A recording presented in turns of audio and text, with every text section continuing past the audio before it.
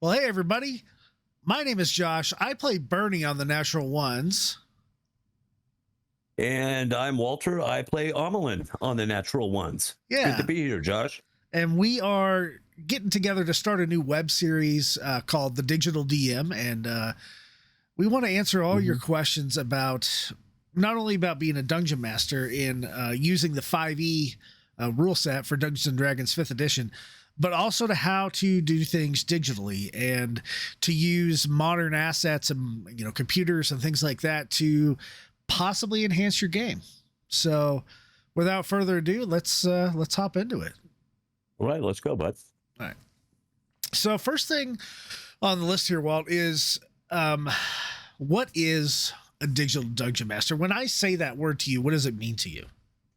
Well, a lot of it came during the pandemic, and we had a real steep learning curve. And what that meant for me is that you could be a dungeon master, or I could be a dungeon master, and keep our campaigns, the people in our campaigns, occupied and happy, even though we couldn't leave our houses. So what that meant for me was we're all remote, and we had to figure out how to do it digitally. That's my take on it. So I got to be honest with you, and I'm sure there's people that can definitely relate to your situation with the pandemic. But when I started in 5th edition being a dungeon master in 5e, I immediately wanted to use digital tools and digital assets. Because it's not that I'm not a fan of the pen and paper type of D&D. I actually enjoy it. When you and I play, you see I use character sheet all the time for stuff, and then I'll go back and forth between digital tools. But to me, there's an efficiency to it. And I think the organization and the efficiency of using those digital tools would, I guess, help overcome maybe some shortcomings that I would have as a storyteller. James has been playing for so long, like 40 years, right?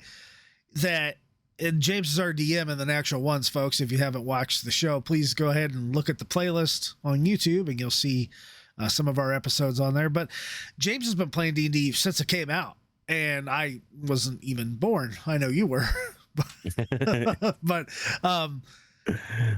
I just, and I definitely never ran games until 5e, right? I played a little bit of 2nd edition, and then I pretty much I joined the military and did not play until I got out of the military. And I didn't really play growing up because my brothers weren't into that kind of stuff. We're more into like stuff outside sports, things like that. And, but then, I'm kind of a computer nerd. So I'm like, I have to use these type of tools. That's what a digital DM is to me. It adds efficiency to being able to be a dungeon master by using the various tools that are out there. And I'm talking tools that are mostly internet based or involve some kind of computer technology, or, I mean, we could even be talking phones and other stuff like that too. But, I think it's pretty amazing, the technology we have today.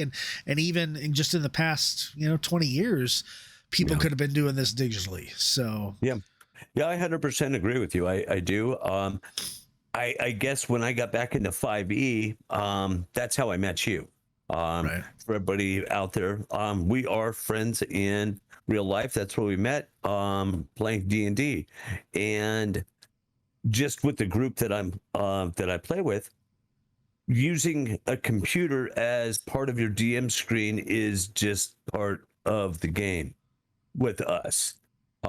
We ended up putting a PC in the comic book store where we play, along with the TV and everything else. We're going to get into a couple of those things that we use, but no, I 100% agree with you.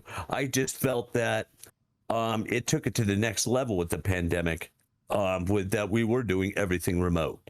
So, but you're right. I don't think I could be a DM without it. I run a weekly or every other week Eberron campaign, and because I have everybody's character sheets up there on tabs, on the screen. I can kind of flip around. I can look at stuff. I can. One nice tool. I don't know if we're going to go over this, but one nice tool. If I want to send Josh, say, a message, I can just bring up the messenger and just shoot him a message right there from behind the DM screen, instead of giving up or having to pass a note or something like that. With our space, we're a little tight in there. Sometimes if you look at that, we're in there. You can't just get up and walk around. We use a lot of cell assets too, yes. to do this. So right. Okay. So all right. I think that kind of covers the scope of the goals here. So we have kind of an agenda laid out of what we want to talk about. The tools and needed. We'll be all over the place. So the tools now. I'll answer this one first. The tools needed to be a digital DM at your table, and we'll go into the kind of digital assets later. But like I said before, it really requires the use of some kind of a computer, whether it be a PC or a Mac or even just a cell phone. It would have to be something in that realm to be able to actually use digital assets effectively. So while there's different parts of it, that's really what we're talking about here is digital tools that can help enhance your game. Right. So. At the comic book store, we went with the PC platform, mainly because of the ease and inexpensiveness of monitors. From that PC, we have a projector, a TV right above us, and then the DM's monitor. And we could, I think we have ports in there. We can throw in another monitor if we want to. Eventually, I wouldn't mind making my DM screen monitors. Yeah. I mean, I started with bringing in my laptop and doing stuff on that. And then that evolved to you kind of donating a small, older, very small form factor type of PC that not very powerful, just CPU based, a couple of outputs, a couple of USB ports. And then it evolved into my daughter got a new laptop, so her old PC went in there, and then you donated the TV, and I donated the projector, and I think I got a really cheap monitor on Amazon, and then I think my place of employment donated a privacy screen thing. And and then so it's just a collection of things over time, and getting everything going was we each have our own log on for our own personal stuff, and we have speakers in there for music. There's all kinds of things. So, and one thing we're not really going to touch on here is music. I think that deserves its own stream, or not stream, but its own video. And there's a lot of assets as far as music goes that I think it can be in its own video. So and Josh made a real good point there, that we started off small, adding piece after piece after piece. This isn't something that you have to run down to the computer store, buy the newest, latest and greatest thing off the shelf, or build something latest and greatest. We started off with a cheap little brick, basically, but it served our purpose. And we've evolved it since then. Since we've got into streaming from the store, our next thing is to slowly start evolving that PC so we can bring you better and better streams. Yep. And that PC has shown its age. It's a Intel 4th gen Haswell, and it does its job, and it does it well, but when it comes to doing a digital map with two screens with a video playing as the map, and then having all the windows up, it kind of taxes it. So, I have things floating around in my shopping cart for an upgraded mini. It's a mini ITX build, it's a micro, for a new motherboard, new chip, new RAM. So with prices so high right now, though, it's probably going to have to wait. But anyway, let's get into digital assets. Let's talk about maps. Okay. there's so many different options for maps, right? Yep. The first one that I really want to go over is systems and virtual tabletops, right? So we've used a couple. Now there's I think right now there's kind of a big three. I think the biggest one is Roll20. Yeah.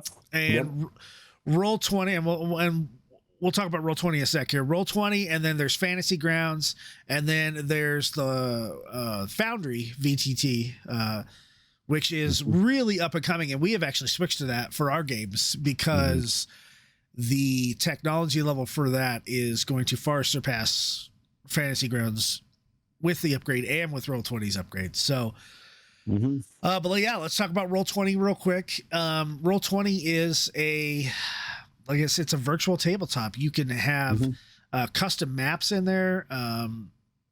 You can actually buy maps. It's licensed through Dungeons and Dragons 5th edition and some other game systems as well, where you can actually buy their rule set, the rule sets are free, but you can buy their maps and some of their assets, some of their adventures and stories, and it comes with all these tokens for NPCs and things like that. Fantasy Grounds does something very, very similar to that, and Fantasy Grounds just went through a big upgrade with their graphics engine. And Roll20 is constantly starting to do some lighting upgrades, although it's a little buggy, and it's kind of, for me, it was a little too late. Yeah. With the dynamic lighting and things like that.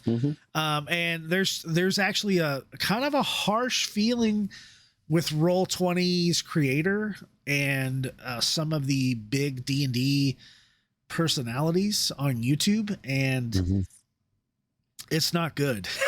it got like really, really ugly, and it's too bad. So a lot of people moved to Fantasy Grounds. I think a lot of people have moved over to Foundry. What is your take on virtual tabletops, Walt? I really like them. I started off in Roll20 and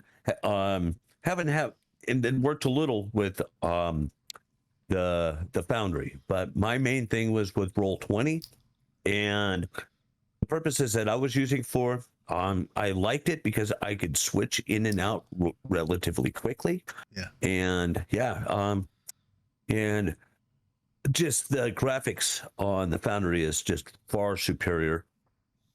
But what I liked about Roll20 was I could take a map of something, because I'm now kind of doing my own homebrew Eberron stuff, and I would take a map idea that I would have, and I would be able to put it right onto Roll20, and then being able to switch through those pretty easily.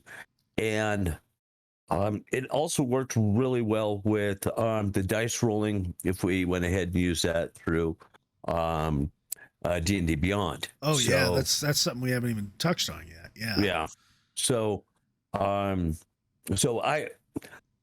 older than Josh, and when I find something that works for me and isn't glitchy and it's easy for me to use, I kind of stick to it.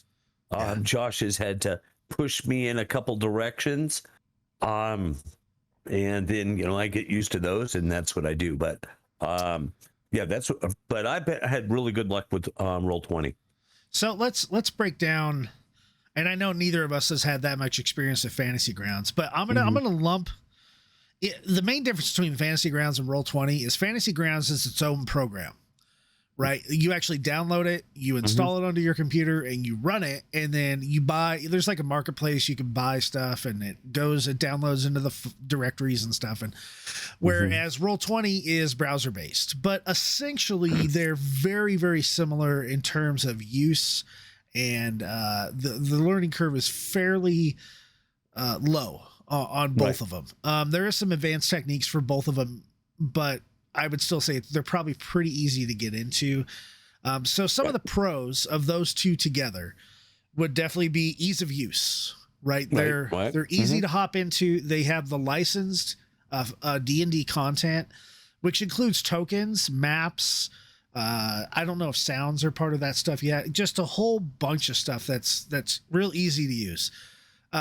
They connect up with D&D Beyond really well, to where when you have D&D Beyond going and you roll dice off of your character sheet in D&D Beyond, oh, look at the kitty.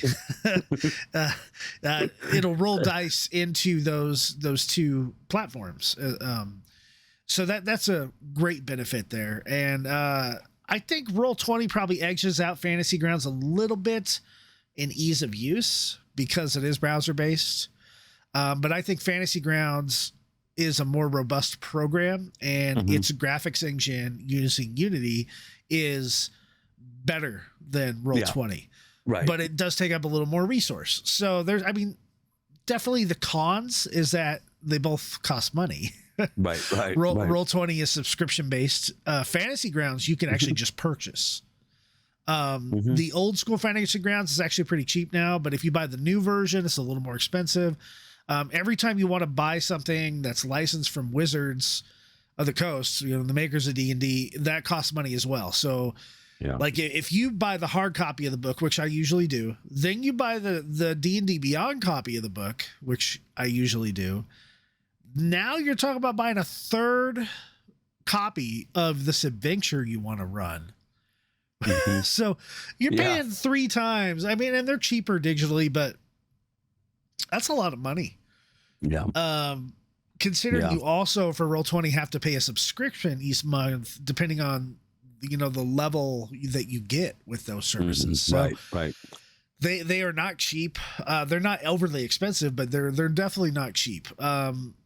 And they both have like a marketplace type function where you can purchase other assets and things like that. So when we get into the Foundry, and I've used, I'll speak for Foundry because I've used it like significantly more than you guys, but it is browser based, just like Roll20, but it's much more intuitive the way you do everything, but the learning curve of it is really, really steep.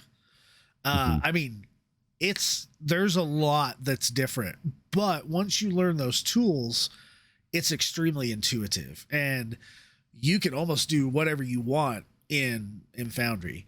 In addition to that, I paid a one-time license fee for life. So I'm licensed through my login. I can have as many games as I want on there. I paid one time. There's no subscription. So you purchase it, you get access to it.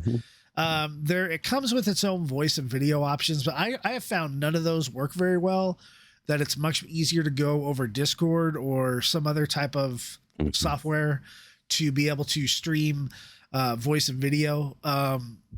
But I do think Foundry is kind of leading the pack in quality on that. Everybody has to have a good PC when it comes to Foundry. That's the bottom line. Yep. And a decent internet connection if you want to do voice and video. But it'll take maps that are WebM graphics, so they're moving, they're animated, and you could put that as a map. And I've done this with you guys, and it'll be moving around. Yep. But it is pretty darn taxing on a computer. So it does. It pushes HTML to its limits. But I think hands down, it's probably the best value if you're looking to really kind of geek out on it and really, really customize things you're doing. Right. In addition to it only not having a subscription fee, it is not currently licensed with anything Dungeons and Dragons. You can use multiple systems on all of these different tools. And Foundry comes with third-party support in the form of you can download modules and install them to do add-ons. And a lot of people in the community just do those, and they do them for free. So you can get a bunch of free stuff to add on. So, it's basically modding. And that's a huge thing right now, is modding and getting extra functionality. And you can't do that with Roll20 or Fantasy Grounds, as far as I know. So huge upside to that. And I honestly think it's probably the future of virtual tabletops. And not to be a dead horse, there are some other virtual tabletops out there, like Tabletop Simulator and some other ones that people use, but I would say those right now are the big three. And I think Foundry's just gonna. I think that's the only reason Roll20 started doing dynamic lighting and stuff and upgrades, because it was the leader of the pack, and then the other two were like, hey, we could do way better. And now it's I think it's in third place. Compared to the other two. So Yep. So at the shop at J&J Comics, we'll move into projectors here. We use a projector on the ceiling, and what we do is we have a PC. We already talked about that, and we have a monitor on the table, and a keyboard and a mouse, right? And so we have that going on as the primary monitor, right? And then we actually have a television up above and behind the DM, and some people use it, some people don't. I use it, and Walter uses it to put up a website, which we'll talk about in a minute, called Approved Initiative. And it's an initiative tracker, and that's all we use it for. So very low, I guess bandwidth's not the right word, but very low resource tax to use that. But then we will usually, if we're going to use the projector for a digital map like Roll20 or Foundry, we will turn on the projector and drag our windows over into the projector side as a third monitor, basically. And then it'll digitally, you got to turn the lights off because it's not that great of a projector, but it'll put the map out onto the table. And then we can either use tokens or we can use minis. And the really, really neat thing about this, what I have found, is we made it work during the pandemic where some of us came into the shop to play D&D, and some of us did not come into the shop. Some of us were still online because they had some kind of pre-existing condition or whatever. But through the use of Discord and through the use of a digital set with tokens and a map and a VTT, we were able to play both in person and digitally, online at the same time. Remotely, yep. And it worked. Like we had like 2, 3, 4 hour sessions where we actually got stuff done. And I was able to effectively DM some of that, and so were you. Right. And that's just a testament to the benefits of going digitally but still maintaining that everybody hangs out and eats Cheetos and drinks Mountain Dew type of atmosphere for D&D. So what do you think about the projector? Yeah. One thing right before we go there, we are in a working business. We are nice enough to be given a large part of their back room and sometimes they need to do inventory. Like every other month we get kicked out of there because they need to do their inventory because they're a business. And it used to be, well, I guess we're not playing this week. Now it's okay, we're all online. It's just we're all online. It's a pretty seamless transition too, because it's only for a session or two, and it's like, hey, this week and next week and the next session, it's just all online, and we'll do tokens, and even sometimes online we'll do a little bit of theater of mind sometimes, but I think the participation is pretty good. Yeah. Well, back to the projector. When Josh and I first started doing this, yes, we zip tied a projector to the ceiling. Yeah, it's pretty much zip tied still. I mean, a little more secure, a little better, but it made it a lot more immersive. As a player in Josh's campaign, I felt myself being drawn in a lot more. With my players in my Eberron campaign, they went from kind of sitting back in their chair and talking and looking at their character sheets to leaning forward and pointing at the map.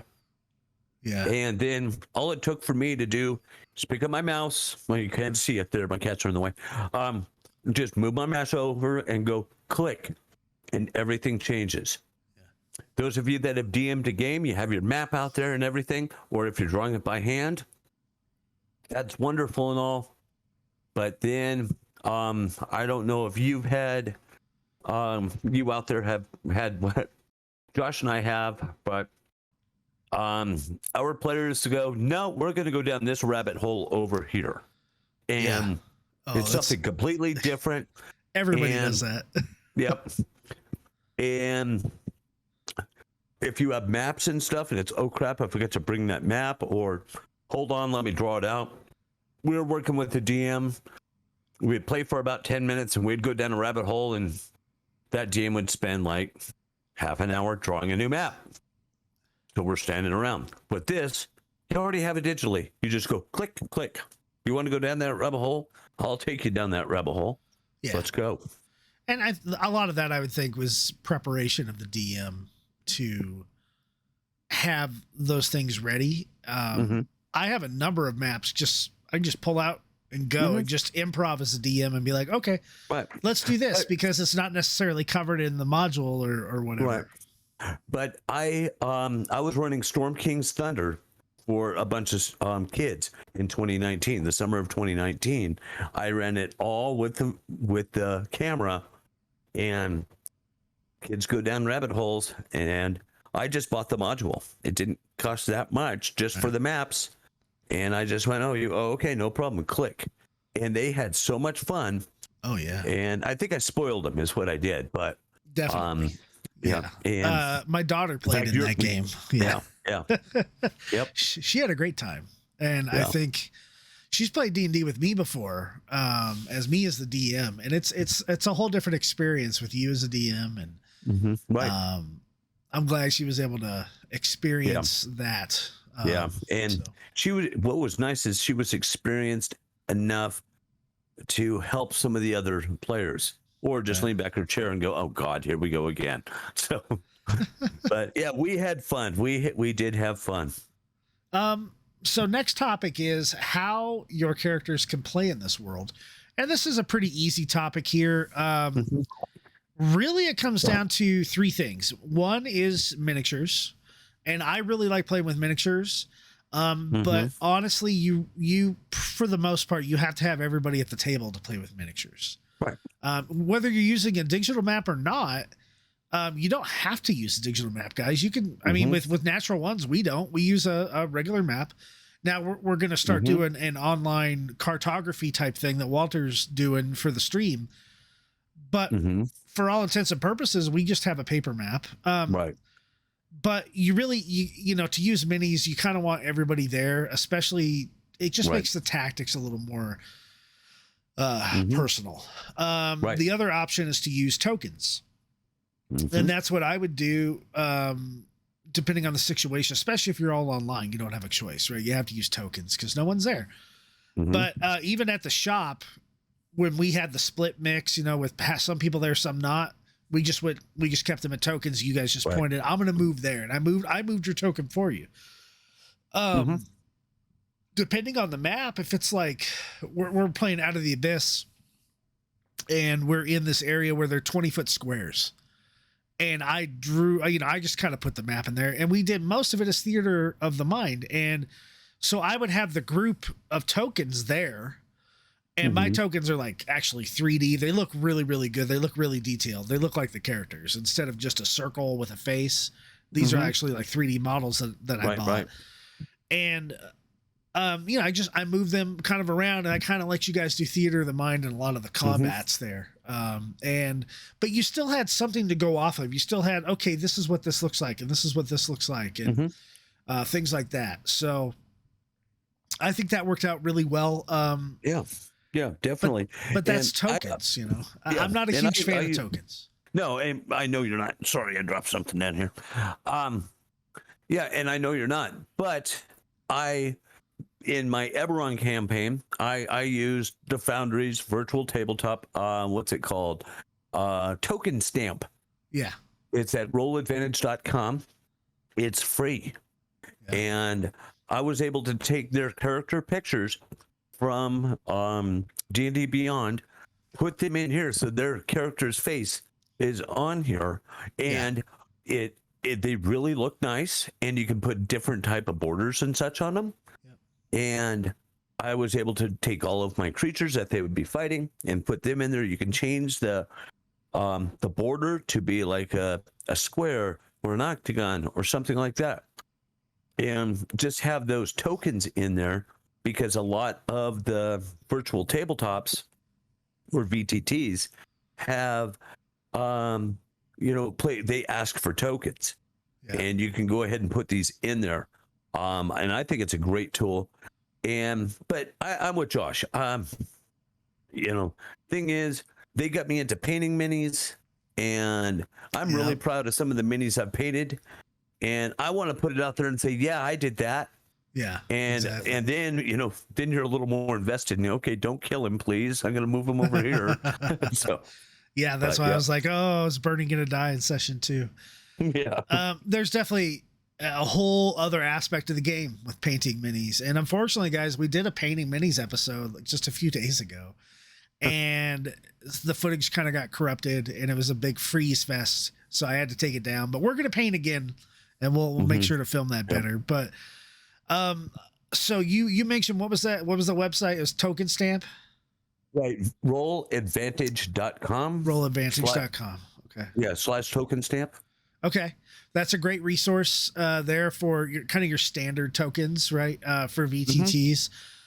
What I have done is I've gone on to, I've mostly a Google search. I know Roll20 has a lot of these you can download, but I have gone into DM's Guild and actually searched for these 3D models. And so I have a favorite artist. There's a bunch of artists, but my favorite artist is a guy named Dark Wolf, Wolf with a U, WOULF, I think. Anyway, he does these. It's not even really isometric. It's pretty much top down, but it's tilted just a little bit so you can see some detail. And it's 3D. So when I do James as Spike Tag, I mean, it's the tiefling with the red horns. And when I got your guy as a tabaxi in there, and he actually looks like a cat. And he not only has like heroes and villains, and he has campaign 3D type of minis that kind of, they're as close as you're going to get to a painted mini. He also has mix and match kits. So you could have this generic outfit, and then you could put this, you say there's 20 heads of a tabaxi, you put all them in there, or you mix and match the weapons and the armor. So there's a whole bunch of options you can do, and you can do that in Photoshop or MS Paint. Super easy to do. Really cool program, really good art. So yeah. All right. So the next topic was going digital only. I think we kind of covered that with doing a VTT, by itself. So let's talk about automation tools. And this is really kind of where I started. The first one being Improved Initiative. Now, Improved Initiative is a Patreon funded program that's browser based. And I don't remember the guy's name, but it'll be up on the screen here as we're talking about it as an overlay. But it is probably my second favorite D&D tool, because initiative and initiative tracking is a pain in the ass. And especially when you have big battles, right? You have like, my computer's going crazy. You have, like 8. I've had 8, 9 people sit at the table with, and like 3 of them have pets, and then they're going to fight 12 guys. Initiative tracking a group of 20 characters, half of them NPCs, is rough. So what this program does is you put it up in your browser, and you can completely customize things. And it's basically monsters that have their monster stat blocks straight out of the SRD to start with. And then I have expanded it by, there's some stuff on the internet to grab monsters out of the player hammer, the monster manual, and on some of the other books that have come out. Or you can make up your own. Like if you have a monster that's in one of the other books off DM's Guild, you can input their own stats in there. Really easy. And then you can do the same thing for players. It's the same type of thing, but as a player, it'll be, player level instead of challenge rating and stuff. And then you can put pictures in there, and you could tie them with you put all their health points and stuff. And then every time you leave, it remembers where you left it. So if Tiger Man McCool, which is one of Walt's characters, he has 130 hit points and he went down to 60, and we ended the session and I just closed the internet window. The next time I log in, well, he's at 60. He's where he was when we left off. And then I'll drag that over to the TV above the DM, and so everybody can see the initiative order. And then it'll hide bad guys and NPCs until I want the players to see them. It'll give you stuff about spells. It'll give you information on all kinds of stuff. And I mean, really an invaluable tool. It is free to use with just the basic stuff.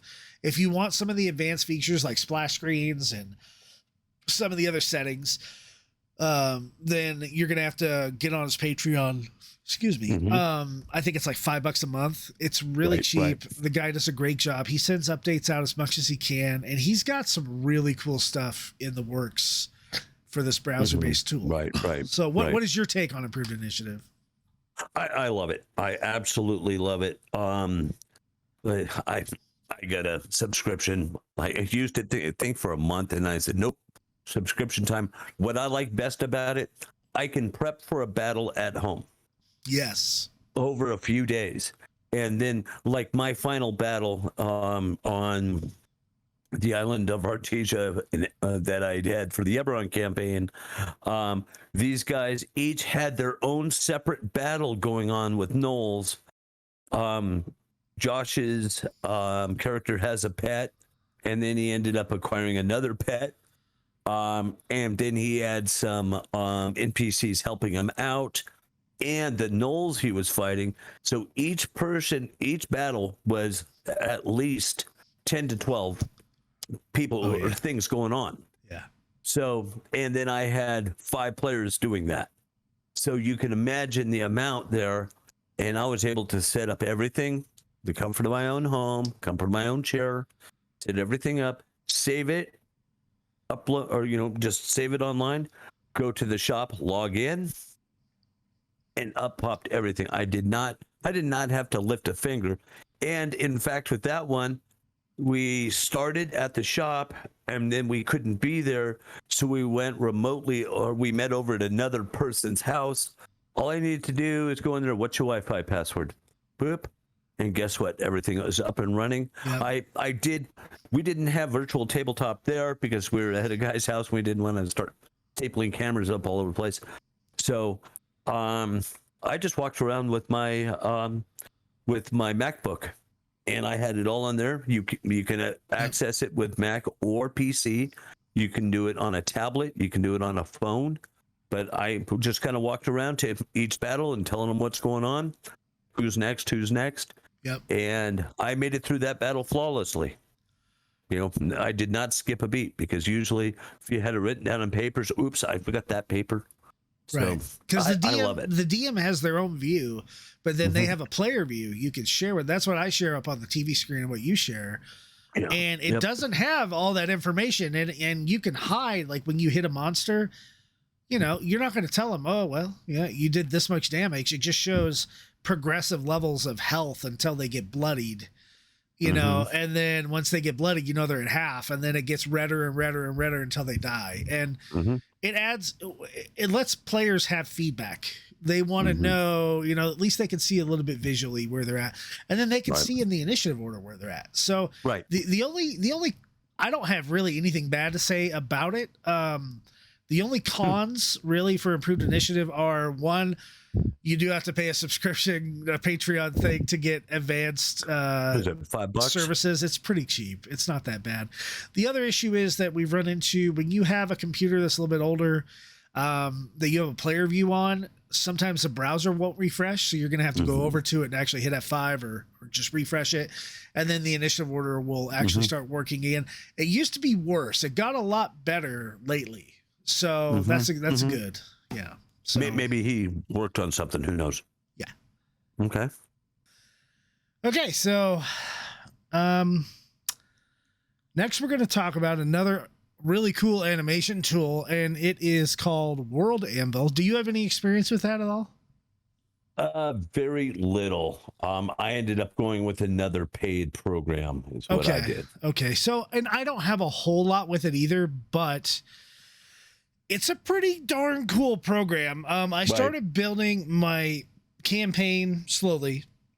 Then I'm going to run with you guys from the Greyhawk game that kind of broke up. And you're going to go into a different world.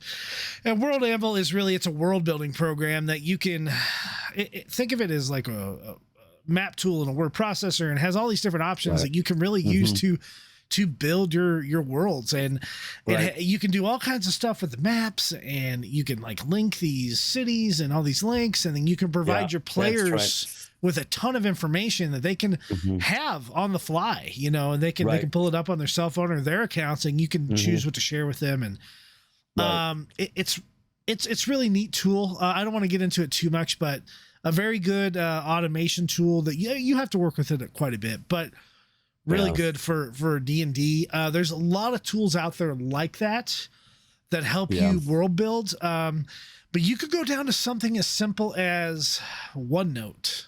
Is it OneNote from Microsoft? OneNote from Microsoft, or OneNote, Evernote. What we're looking at here, Trello. Yeah, we're using Trello here as a Atlassian tool to do our brainstorming and the stuff we're talking about. So there's a lot of tools like that out there, and to be an organized DM and to use a digital tool like that. They're out there. A lot of them you got to pay for, right? OneNote comes with Microsoft Office, right? World Anvil is geared towards role-playing games. So, but there are parts that are free, but there's a lot of, if you want the good stuff, you're going to have to pay a little fee. I just wasn't happy. Come to think about it, I was using it. I was trying to use it for the Eberron, and I just was not happy with the mapping tool. That's me personally. I was not happy with the mapping tool. So I immediately shifted gears and used two tools. I use OneNote for everything. In fact, where you guys are going now in the Eberron campaign, Total Homebrew, I've been writing that over the past couple of years. I was writing that on our vacation when my wife and I went on vacation. She went to sleep, and I'm sitting there working on this thing on my tablet. But I personally use something called MapForge. And the reason why I picked it is because before I got my PC here, I was Apple based here at the house. We had I have my MacBook, and then I have the iMac right here, and I needed something that would work on those. So I was very happy. A little bit of a learning curve, but MapForge, it really. Well, you saw some of the maps that I did, like the library and stuff. Oh yeah, I was very happy with it. Nice. I actually use a specific mapping tool that I paid for a lifetime license, I think, a while ago. And guys, if you have a tool that you like and it has a lifetime license option, take it. Because paying subscription month after month after month not only adds up, but seriously, if you give it a try and you like it, support that developer. One, two, the things are going to get better over time, and then three, they're going to get more expensive over time, right? And I have a number of lifetime licenses to things, and it's like these guys now are selling, like if I would have bought it for $100, 10 years ago, now it's $300-400 for a lifetime license, because they know the value of their content is more expensive now. So with that, I use a mapping tool called Dungeon Fog. Fog, there's some really nice mapping tools out there, like Incarnate with a K, and for creating world type maps, amazing. But I have never seen something as cool as Dungeon Fog that incorporates, and really it's for interiors for me, not so much exteriors, but I've taken adventures out of like Waterdeep, and it's like I'm looking at the description and then I put it out there, right? And you could go as simple as just drawing, some grass and a house and blah, blah, blah, blah, blah. Or you could go super detailed and start getting little pictures of a bookcase and throwing it in there, and then a couple of books on the ground. And now you can Dungeon Fog, you could light areas, right? And so I use that in conjunction with Foundry, because Foundry has a lighting option. So in Dungeon Fog, I will show that there's a light in this part of the room, and this is how much light goes, and it will tint and basically show a lighting effect with shadows on all the stuff in the room. And I can't turn that off, unfortunately, unless I do another map where I turn it off. But that's really a great option to have if that's your only option. If you combine that with Foundry, and Foundry, you put not only a light that with a radius in the room that you made, it works really well, and it tints the player tokens as they come in.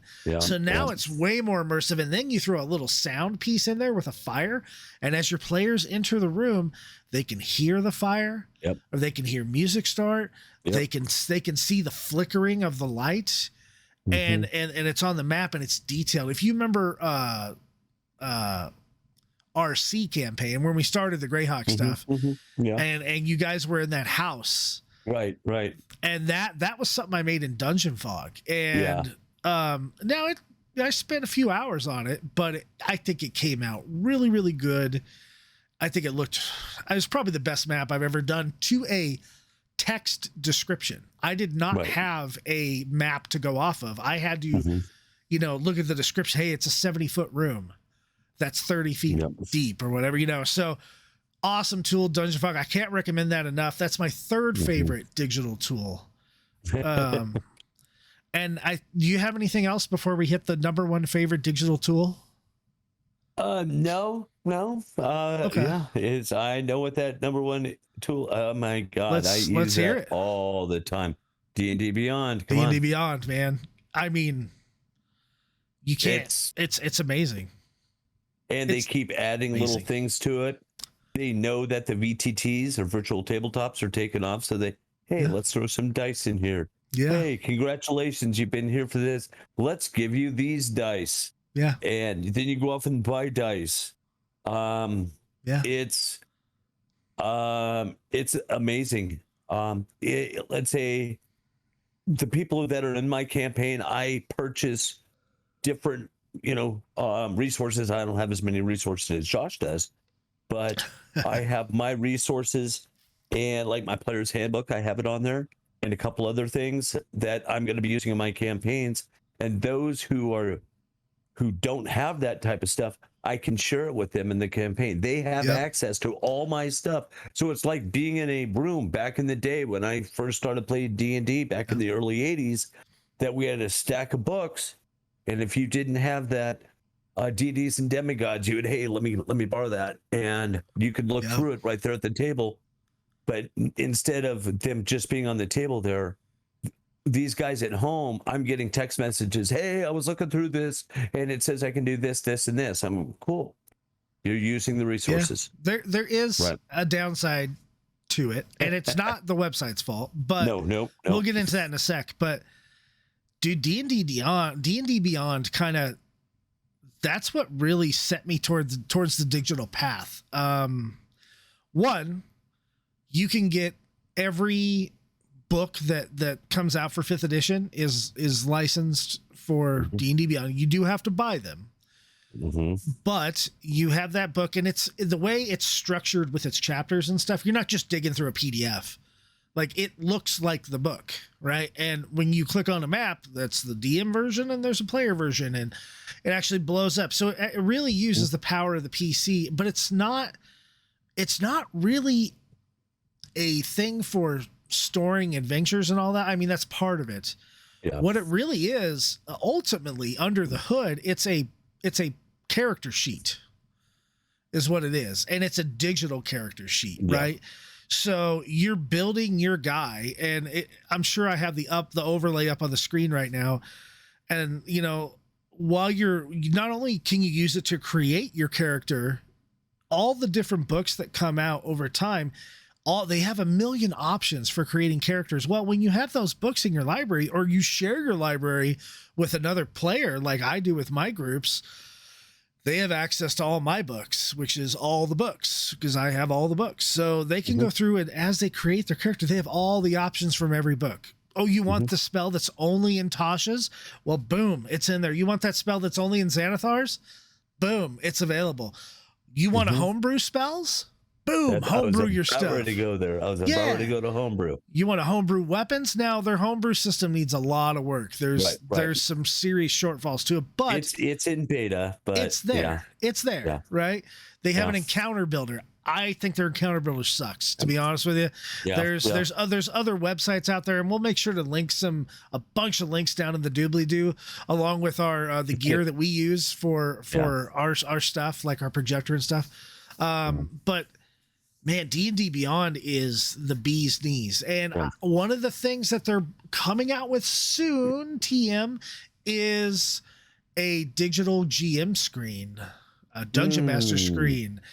And I know that's like a super requested thing. Yeah. And it's like, put all of your characters, your people's characters on your DM screen, and you can sit there and control it right there.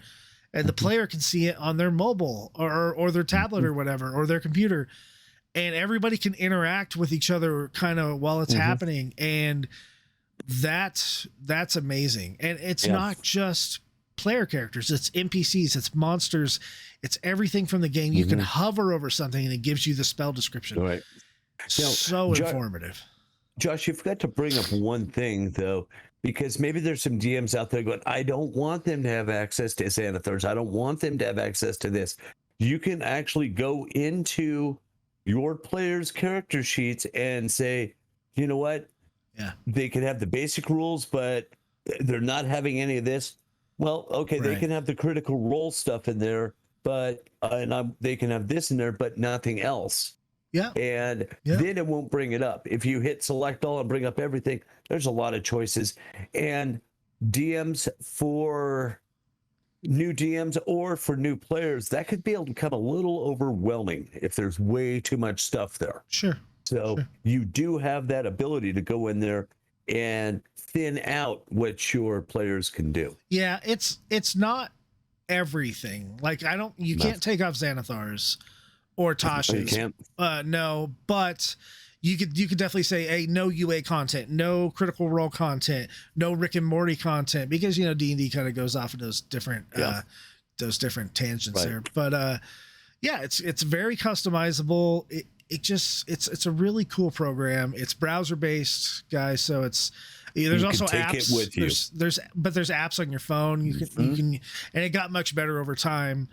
The downside is, hey, it costs $15 a month if you want the master tier, which is where you could have 3 campaigns where you can share your library with up to 12 players per library, I think. But I've maxed out some stuff too, for sure. But dude, I'll sit there at work sometimes. I'll be like, let me create a new character just to see what this build looks like. Yep. Yeah. I've done the same thing. Like for natural ones, I already have my backup ready to go. Yep. In case I die, too. Already ready. Me too. And it's not who you think it is. It's not who you think it is. But I know. Mine is who you think it is. Oh, great. Yeah, I have that one ready too, but I don't know if I want to bring that into natural ones. I don't know if we want to film that, but yeah. It's a great product. Now, besides the being paid to do it, which is fair because those guys do, it's only a small team of people, and they actually put out quite a bit of home content, and they give on their website and stuff. They give guides and they do videos and stuff, and they actually they're a separate company from Wizards, but they're very ingrained with Wizards because they're licensed with them. So you get interviews with people like Chris Perkins all the time and stuff like that. So right. Now here's the downside of it. When you give your players access to your books, they can, and they will look up stuff at this. They can look up that monster. Now nothing's, you could just Google Beholder and you could get the basic stuff. But if you have very campaign-specific monsters, they can bring that up in D&D Beyond, which allows them to metagame. And I recently had that in one of my games. I won't name names, but someone had a sword that was really powerful. And to fit the narrative as the DM, I did not want it to have all of its features at that time. But that person, and when they did the identify spell, I never told them it did that. It did a certain feature. Yep. And they're like, well, I looked it up and it does this. And I'm like, yeah, not this sword. And then they kind of got mad. They're like, well, what do you mean not this sword? Yeah, not this sword. Yeah. Because ultimately, at the end of the day, it's the DM's job to navigate to help the players along. But you, as a DM, control a big part of that narrative. And as Matt Colville would say, it's really all about creating drama. I'm not trying to cheat my characters out of that sword's ability. What I wanted them to do was be like, hey, you know, even though they metagamed, would be to say, hey, what do I got to do to get that turned on? You know, maybe they had talked to someone like, oh, that's what this thing's supposed to do. And then that leads to another quest. Right. But ultimately, I was trying to create drama with that semi-final battle because it would have just been a cakewalk if that was the case. Absolutely. And now that you guys are further along and it has its full abilities, what do I got to do? Hey, I got to crank up the difficulty a little bit. These guys just, there's 6 of them and they just smash everything I'm throwing at them except for Demogorgon, right? And then you guys came up against a beholder and just a real beholder. Yeah. And it's a CR 13, I believe. And you guys are level 8 and you're like, yeah, let's take it on. And then you quickly, after 2 rounds, everybody was beating feet because that beholder, and it killed Arlo. It killed one of our guys, like Death Ray failed he just kept rolling 2s. And he failed everything, even with advantage. He was failing dex throws. So that's what happens. But D&D Beyond, phenomenal tool. Yes, absolutely. Phenomenal tool. Absolutely. So, okay, as we're winding down here, let's talk about one thing here. I want to talk about the Natural One stream, and I want to talk about like this digital DM, right? We are trying something new here. Walter and I are we're neither one of us are professional dungeon masters or anything like that. But I think we're pretty good. I've run more than one campaign to closure, and so have you. We've played multiple type of games. We've been playing 5e almost since it came out, right? I think it came out in 2014, and I started doing it in 2015. I was never big into 4th edition. I came back to D&D slightly during 4th edition, and it's Whiskey Tango Foxtrot. So yeah. I do like a couple things that they have, like skill checks and stuff, and you guys have done those, even though you may not know that's from 4th edition. But here's the deal: we are not Critical Role as much as I want us to be. I wish I had 20 grand to just get half of their equipment. Sound and video equipment and Wirecast to be able to do these amazing things that Geek and Sundry lets Critical Role do. We are trying our best, guys. I think we can give you some ground level information. Our videos will probably run a little long. I'm not a huge fan of a 10-minute YouTube video. I'd rather you watch it in 4 segments and get all the information and ask questions. There's Walter and I both have a totally different YouTube channel. You wanna do a shameless plug? Sure. Yeah. Fist and Java. Yep. Yeah. I'm fistandjava.org. You can go there. You can get all the links to our YouTube. Yeah, and it's Twitter, based on. We just became an affiliate over there. Yeah, on Twitch. On Twitch. Or on Twitch. On Twitch. Yep. And that's based on a game called Star Citizen, and amazing game. If you haven't gotten into it and you're interested in probably the best damn space sim ever, hit us up on our website. Look at our YouTube videos. There's a referral code. You'll get free stuff if you use it. Either one of ours. Use Jawas because I've already gotten a few. But seriously, we like doing this stuff, and we're trying to get into this more. If we get some feedback and we get an audience for this, I think we'll just keep doing it. I think Natural Ones is going to do pretty well once we kind of figure out the room situation and streaming, because we're all there. We're trying to make it as Critical Role as we can without having their budget. So it's going to be a lot of your imagination. It was a couple trips to the store real quick. Hey, Yeah. you know, Walmart. hey, that's a nice one. Where'd you get it? It was only $24. And then he ran off and bought another one. And Yeah. And I'm about to buy one tomorrow so we could have a better map camera. And I tell you what, boy. Walter and I figured out how to do a online cartography thing that we can actually use OBS Ninja to stream it in. So when he's drawing out maps, we can turn that on and off. So not only can our players on the other side of the table see it, but you guys at home can see it. Cause I think that was something lacking. We need to improve our audio and stuff like that. Yeah.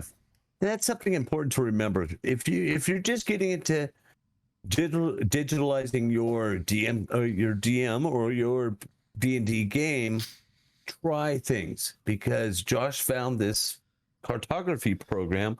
I'm a pretty good mapper, I really am, and he says try this. I'm oh no, that won't work, but I sat there while we were talking and I'd figured it out, and then I started figuring out more and more and more, and after I used it for about 10 minutes, I was pretty darn proficient in it. And it turned out to be an amazing tool. So it's called mistake. It's called Dungeon Scrawl. Yeah. Dungeonscrawl.com.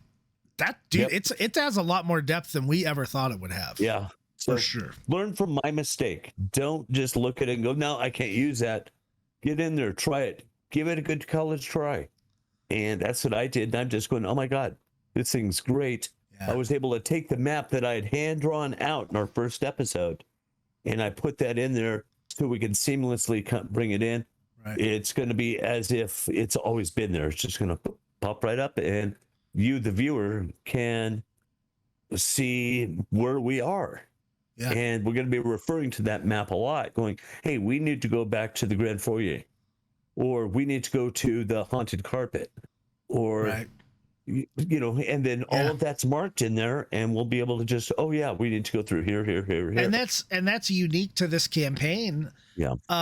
Because our DM James is running a first edition campaign, and he's old school, right?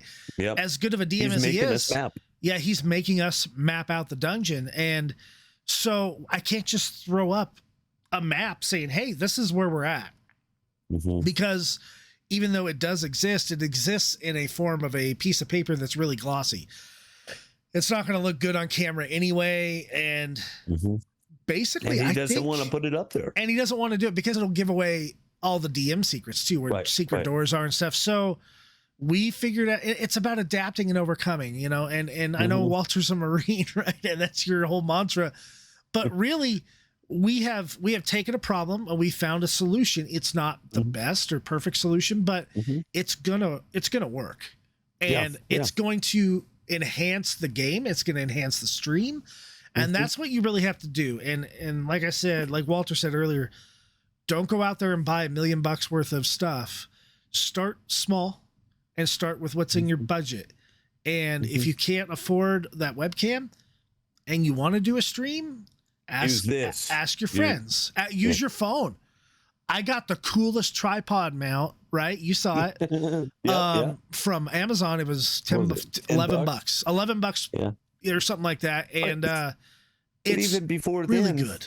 Really good. Even before then, when we had to do it remotely, I was rolling the map out on my kitchen table. I went out to my wood shop. I got a dowel. I drilled some holes in things and got a clamp and made kind of a makeshift hinge. Well, you saw my camera mount that I went out there and built in 2 minutes right before the game. Yeah, be creative, be ingenuitive, try things. If it doesn't work, or if you can make it better for the next one, do that. So let's quickly let's talk about the last topic here. Okay. And I just want to touch on this briefly. 21st century D&D gaming versus the 20th century D&D gaming. And we've talked about this a little bit here on and off, but really being a digital DM, you are embracing 21st century technology, which for you people who don't know what that is the year 2000 and up. It's 2021 right now. Using the technology that's available, which there is a plethora of websites and resources and things we haven't even mentioned. Donjon is an amazing resource. There's all kinds of websites out there. Oh God, there's so many tools out there. You really just have to Google search or whatever your search engine of choice is. Bing, if you're, you don't like search engines. And you go look the stuff up and just put out a topic. Ask us a question. Don't be afraid to ask for help. And someone will have an answer. There'll be a Reddit subthread, or someone on something did this and then, hey, that works. So don't be afraid to get out there and ask questions. And there's no dumb questions here. I tell you, Walter and I pretty much read every single comment and we'll respond to everything. If we don't know the answer, we'll try to help you find it. Maybe a solution to your problem too. And also just remember, we're only in the second decade of the 21st century. Yeah. You guys watching this, I mean, Josh and I have come up with things that going, hey, I wish that this happened. I actually made up a digital DM screen using PowerPoint. Yeah. The thing is, don't be afraid to try and make something on your own too, because you never know. You could make that thing and you're an overnight millionaire. Yeah. Who knows? Oh yeah. And there's some of the things that we would maybe want to talk to you guys about if you're interested. Walter and I both do some 3D printing. And I think that definitely has a life in Dungeons and Dragons. And we both have FDM printers where we use PLA, and then I have a resin printer that I made both of our models on from the site like Hero Forge, another amazing tool for minis. But if you guys want to know about that stuff, Dice Towers, are the DM screen that James uses on our stream was printed with a 3D printer and painted, by hand. And there's so many different aspects of D&D, and not everything's digital, but marrying technology with old school D&D, to me, makes it so much more immersive. It makes it more efficient. James is very hesitant to use things like D&D Beyond. And he's still not a big fan of like Critical Role. He doesn't want to watch people play D&D, even though he doesn't understand it's the acting and the role playing. You know what I mean? But God love him. But when he started using D&D Beyond, next thing you know, he's like, he has this character sheet with all these pencil scribble marks, and he's like, "Oh, let me just go on D&D Beyond and check this." and our friend Paul, who's on the stream too, I mean, very very pencil and paper type of gamer. And big Pathfinder guy, and loves pencil and paper. I mean, our Curse of Strahd campaign, 3 years of pencil and paper. He did not once use D&D Beyond. I had to, when he wasn't there, I had to like make his character. And now he's like, oh man, D&D Beyond. It's like, there's all kinds of cool stuff on here. Oh, you got this spell? Where did this spell come from? Oh yeah, man, because I have that book online. So marrying everything together, I think just adds so much more to the game. Let us know what you think in the comments below. If you're interested in seeing more from us, we stream the Natural Ones every other Monday on YouTube, and maybe in the future on Twitch as well. But you can find us, just search in YouTube the Natural Ones with the number 1. It'll be part of the thumbnail for this video. And let's see, our next show, coming up Monday. Yeah, but I mean, the next digital DM, Walter and I are going to talk about it. I'd like to do it if we could on our off weeks, the weeks that we don't stream, so that we have some kind of content to put up on YouTube. So maybe you'll see this once a week. Maybe you'll see it once every other week. But I think our next topic, our next topic will be, and I want to start from the beginning here. I want to do a kind of a Matt Colville-esque running the game mixed with WebDM and some of the other awesome sites like DM Layer. I want to talk about the Wizards of the Coast D&D 5th edition SRD, because that's where I started. SRD is a source reference document. It is the free version of D&D basically, which gives you the very basic set of rules and some classes and stuff. And we can actually show you those online because it's not something you have to pay for. And I think Wizards would be happy to have us get more people playing D&D. So yes, that's all I got, my friend. How about you? Anything else? No, that's about it. Please ask questions down below. Because I realize there's sometimes that I don't know what I don't know. Yeah. And people put comments down below. Oh crap, that's cool. And then it makes me look into it. Yeah. And then I'm helping myself and I'm helping somebody else. So don't think you have a stupid question or something, because you don't, because I'll bet you there's a dozen other people out there that are wondering the exact same thing. Yep. And you can check the doobly-doo below. Thanks for that term, Matt Colville. Yeah, you can check. He calls the description the doobly-doo. I love that guy, man. He's awesome. Yeah. I'll put down a bunch of info here for the first one. I'll put some Amazon affiliate links for some of the gear we have used. Yep. I will do some websites that we referenced here. I will reference some other YouTube channels, guys that we watch all the time. And hopefully you will, if you haven't already gotten into Dungeons and Dragons or into the digital side of D&D, and you're just this old school guy who's somehow watching YouTube, hop on in, give it a shot. Let us know what you think, and we'll see you next time. Right. On the Digital DM. See you guys.